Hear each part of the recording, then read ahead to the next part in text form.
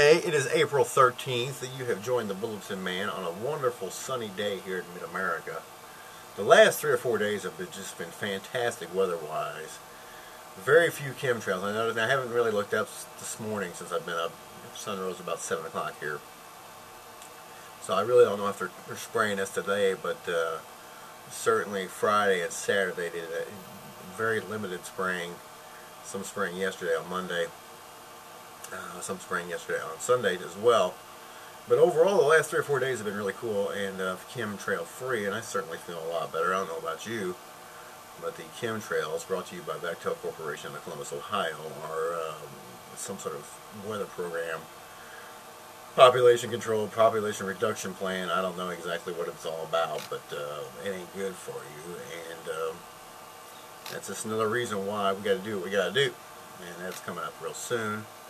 A lot of folks have been wondering where the bulletin is, the hard copy bulletin. Well, I didn't do one in March because I was busy trying to indict the Jefferson County Circus Court, the Jefferson County Criminal Court.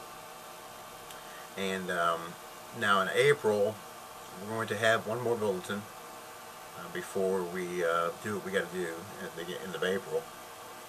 But I do love you, and I appreciate you stopping in and checking out what the Bulletinman has got to tell you on this April 13th. Today is the 103rd day of the year already. My goodness. There are 262 days remaining in this year. And some dates in history that we need to go over.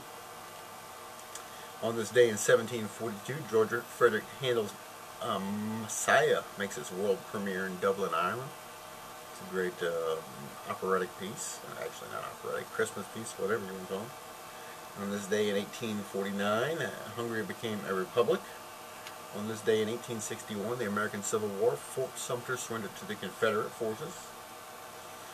On this day in 1873, the Colfax Massacre took place. On this day in 1902, J.C. Penney opened his first store in Wyoming, Kenmore, Wyoming. On this day in 1919, Eugene V. Debs entered prison at the Atlanta Federal Penitentiary in Atlanta, Georgia, for speaking out against the draft during World War I. On this day in 1943, in World War II, the discovery of a mass grave of Polish prisoners of war executed by Soviet forces in the Katyn Forest Massacre is announced. And isn't it ironic that the Polish president and his whole government would crash in the same forest? You realize Poland totally got out of the IMF, which is International Monetary Fund, and was actually wanting to loan the money to the IMF, and Poland was prospering, I really believe, and it's a tragedy what happened in Poland, what happened in Russia. I really do believe the Polish president and his entire government were assassinated by the international banksters who run the whole show. And a few other things happened on this day in history. The German troops killed more than 1,000 political and military prisoners in Garde-Liegen in Germany. And on this day in 1945, the 9th American Army crosses the Elbe River in Germany, making its final push towards Berlin, and George Patton was in charge of the Third Army, and they told him to back off and let the Soviets have Berlin. And George wasn't very happy about that. They killed George Patton too in 1946. And on this day in 1953, CIA Director Allen Dulles launched the mind control program MK-Ultra. And if you haven't really studied MK-Ultra, you need to do that.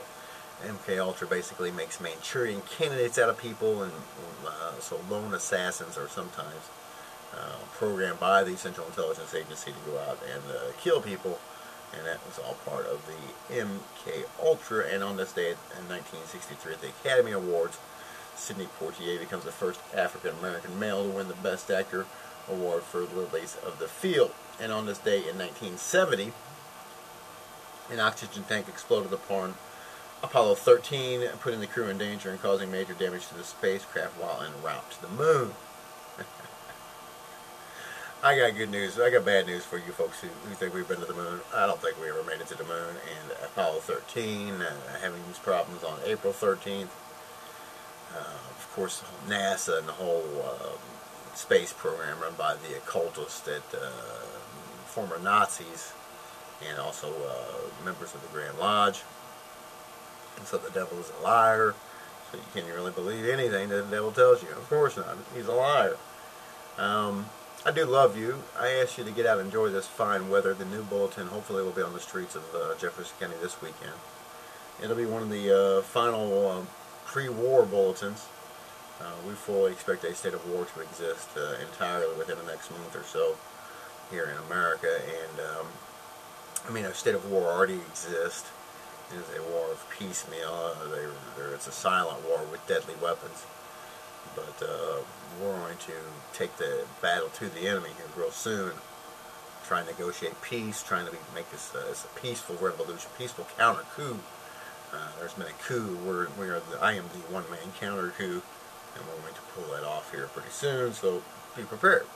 I love you, and I appreciate you stopping by. And I ask you to say a prayer for the Bulletinman today as I go about my business. I got a lot of chores I got to get taken care of today. But I do appreciate you stopping in and making me a part of your day. The Viewscape, my trusty Chinese Viewscape camera, has officially bit the dust. Won't fire up anymore, but it serves the Bulletinman well, producing over 150 Bulletinman video broadcasts. And it was a great camera. We will bury it later this afternoon with full Bulletinman military honors.